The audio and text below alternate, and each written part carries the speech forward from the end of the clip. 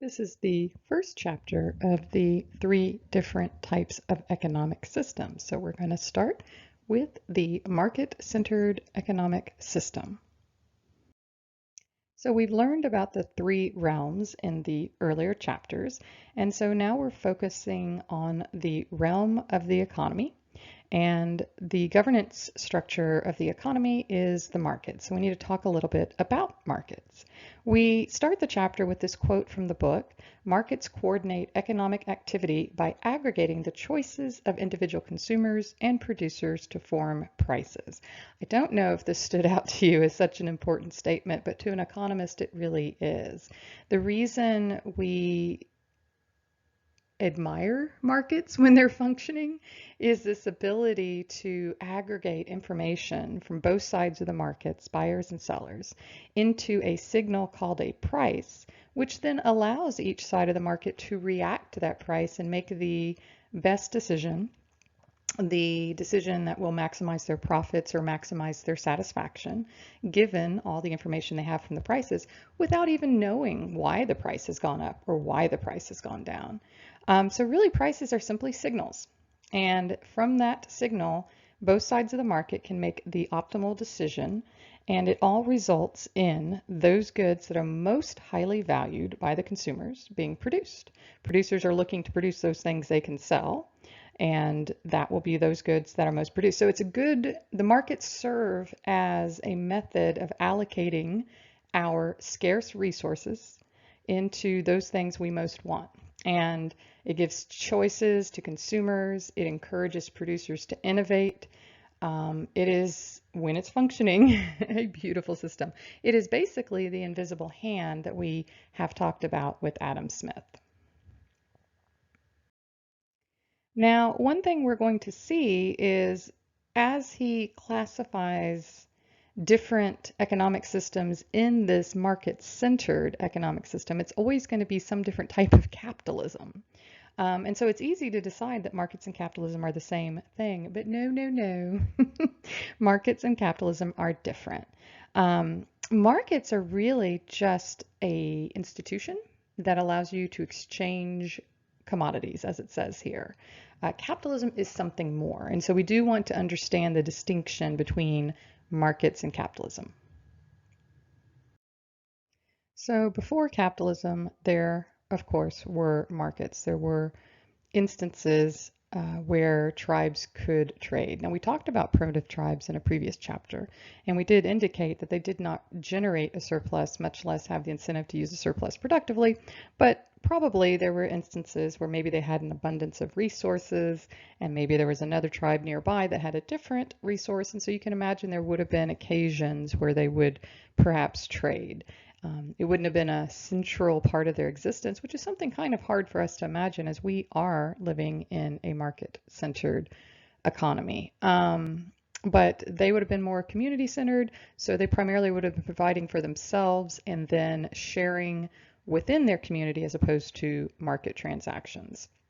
Now, there would have been more occasions for trading, more occasions for surplus as the hunter-gatherer tribes became more settled and began agriculture. However, even with this, I mean, because you can look back, for example, in the Bible and they mention markets or anything written in that time period. So yes, there were markets and there were an institution you could go to trade.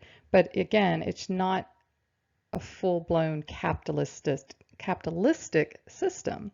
One of the things early markets had to deal with is the inefficiency of bartering, because in order to actually trade good for good, I have to have something that you want, and you have to have something that I want, and then we have to come up with a value for those two different things. If you want to be fancy, that's called double coincidence of wants. So really, this would be the most primitive type of trading within a market. Money would definitely make things work out a lot better. So while markets may have been around in a sense as long as there were neighboring tribes, just because, like I said before, you could just be trading through barter system. What we really think of as markets is a little more sophisticated than that, and to really become their best self, markets do need institutions that are supporting them. So really there's two prerequisites for the development of markets. One is what I was hinting at, money. It does not have to be pieces of paper like we know today. Probably often was coins, maybe shells. But what we see happen time and time again through history is a type of thing will become used as money, something that is an acceptable means of exchange and something that holds value. And so it seems like there is a need for money in society because it does occur time and time again through history. And then another thing you may not think about, but when you're trading anything, there's a certain level of trust you need that the person selling this item can legitimately sell it, that what they say it is in fact truly that, it's not a counterfeit good or, it's just a whole bunch of trust is actually involved. So really for markets to function best, they do need some sort of authority that is backing and supporting both sides of the market if there's an issue, and that would be your state. So really, even though remember, markets are not capitalism. This is something that's rising before capitalism and are used within capitalism. But for markets to truly become a functional institution, they do need money and the states. So they are not some exogenous or outside force. Markets are actually part of the political, the social, and the cultural institutions in order to function. It's those institutions that take the self-interest that we are pursuing in a market, but channels it in a good way, not in a predatory way, perhaps is a good way to think about it. But all of that said, while we understand what a market is and that it is a part of capitalism and is something that came before capitalism, markets were not fundamentally shaping the society. It was just an additional activity, and the societies that we will see historically in future chapters will be state centered or community centered. But markets will be in all types of economic systems. So what we see is capitalism is born in Britain coming out of the Industrial Revolution of the late 1700s. In order for capitalism to really be born, there were certain prerequisites that needed to be in place, and that's across political, cultural, and the economic spheres. So if we focus first on what was needed politically for capitalism to be born, on the one hand, you need a strong state. You need a state that is able to provide infrastructure, roads, common weights and measures, protection of the merchants, like through national defense, through their navy. Certainly you need a state able to define and enforce property rights. Property rights is one of the most important institutions for capitalism to function. So you need a really strong state, but you cannot have a state that is too strong and that can actually confiscate the profits from those in capitalism. So why was this in Britain? They had had centuries of challenges to the state authority. It starts in 1215 with the Magna Carta and continues on to a civil war that they had, which puts the king in check to the people, in check to the parliament. So by the time we get to, what was this, the early 1800s, you do have a very strong state capable of doing these functions that are necessary for capitalism, but is also not going to walk over the rights of the people. So those were the two prerequisites in the polity, essentially. Now we can turn our attention to the civil society. And even though we're talking about a market-centered system, all three realms do matter. So if we focus on the cultural prerequisites, one reason why we see capitalism being born in England is it had been through the Protestant Reformation. And embedded in that is a value of how hard work is a good thing. Pursuing wealth is not a bad thing. Think back to the readings you did in A Little History of Economics, where having surplus was considered a bad thing in early years in the church, and how that opinion evolved over time.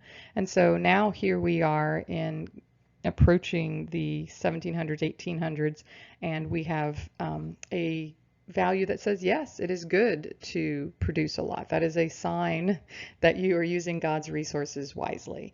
But you need to do it in a way that is honest. And honesty is very important in capitalism because it's going to lead to the ability to trust each other as you do transactions. And thrift is saving, and more generally, it is using your resources wisely, not being wasteful. And so we can see here why you could say that emerging capitalists who reinvested their profits rather than squandering them on consumption represented the epitome of Protestant virtue. And we can translate that into a phrase we used a lot in a prior chapter, which was, we need a system that will generate a surplus and incentivize you to use the surplus productively. In addition to those values, there was an overall intellectual environment in England that encouraged innovations and some of the inventions that will really spur on the Industrial Revolution, both in more the humanities side with the writers like John Locke and David Hume, scientists, Francis Bacon, Isaac Newton, and just the overall development and implementation of the scientific method.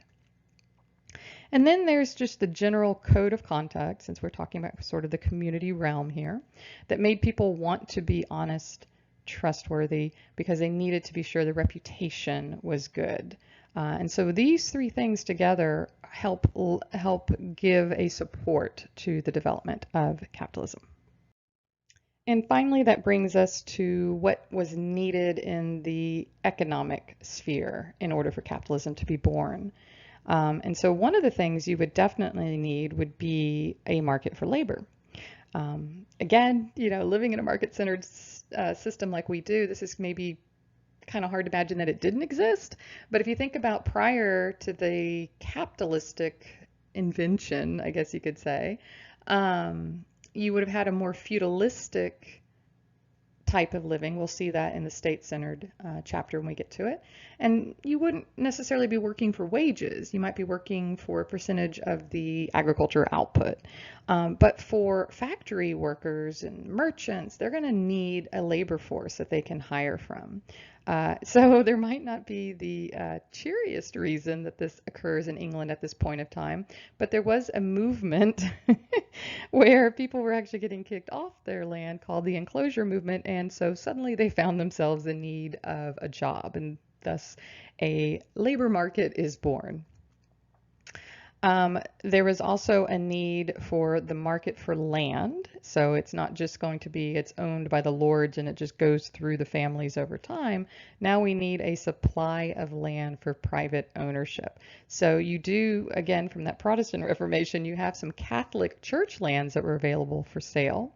The monarch sold some lands, and then that enclosure movement, which had taken some of the commons land, so you now have more land available for private purchase and therefore private investment. And then, of course, you do need a market for money. You're going to need, for capitalism to really be able to take off, you've got to have concentration of wealth. You've got to have people who can make, or institutions that can make the loans, that can do the big investments. So wealth pooled in the hands of the aristocrats historically, but now we also see something called a merchant class rising. And then, of course, those who might have gotten their wealth on the seas. But the important part is you do have these concentrations or pools of wealth, which means you do now have a source to invest in all the capitalist activities. So capitalism is born in England because it met all those prerequisites: political, cultural, and economic. And then what is capitalism? He introduces this idea that there are various kinds of capitalism, but what they tend to have in common is there is private property. The primary form of income will be wage labor. And the market is the primary governance structure, which is what we would expect in a market-centered economic system. Now, exactly what capitalism looks like varies in different countries and it varies across time, even within a country. He specifically identifies 7 different systems, and you can make some arguments about where you draw the line between the two systems. He even has one that's called welfare capitalism, and yet a lot of systems that aren't welfare capitalism have something that we would call a welfare system. So, it's a bit of a subjective distinction, I suppose, about these different 7 systems. But you do see when you look through them that yes, capitalism comes in different flavors. You should spend a little time reading through each one of these, kind of getting a feel for them. You're primarily going to see these show up in the later chapters about each country. So if you don't quite wrap your mind around it now, you'll get kind of another shot at it later on. But it's helpful to have some familiarity with these so that you get a little more understanding when we start reading about these countries. And so one of the things you see with this list is, for example, let's just focus on the US. We see the US under competitive capitalism, and a lot of times today people talk about, they don't use these words, but what it sounds like is they're like, let's get back to the good old days of competitive capitalism. But there's certain features of competitive capitalism that just aren't possible to recreate today. So it's not really something we can go back to. And so as we will see in chapter 6 when we actually do the US, with more depth than what you're getting here, is there's just certain things that had changed about the nature of how the economy worked. Certain transportation things had changed, technology had changed, that apparently by the time we get to around 1896, that's not really a system that exists anymore. And so for the US, they transition into the organized capitalism. We see across many of these countries a break, usually around the 30s or the 40s. And if it breaks in the 30s, that's the Great Depression. If it breaks in the 40s, that has something to do with the World War II. So for the US in 1932, we see this thing called organized capitalism ending, and then we move to the regulated capitalism. And it's interesting that we're the only ones that do regulated capitalism. But the stagnation of the 70s breaks us from regulated capitalism, and neoliberal capitalism is where we went, he says, up to 2008. And that, in a sense, is an attempt to return to some of the values of competitive capitalism. He's breaking it at 2008 because that's the financial crisis, and does not begin to give us a name for what system we are in right now. Economics often works best looking with hindsight. Just a little secret there for you. All right, so that is a good introduction to the first half of this chapter. From here, we will spend a little time next going into the potential strengths and weaknesses of the market.